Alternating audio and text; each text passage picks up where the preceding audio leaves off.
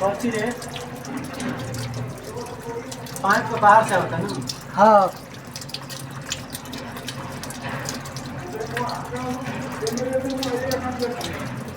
नीचे से आ रहा है, नीचे से।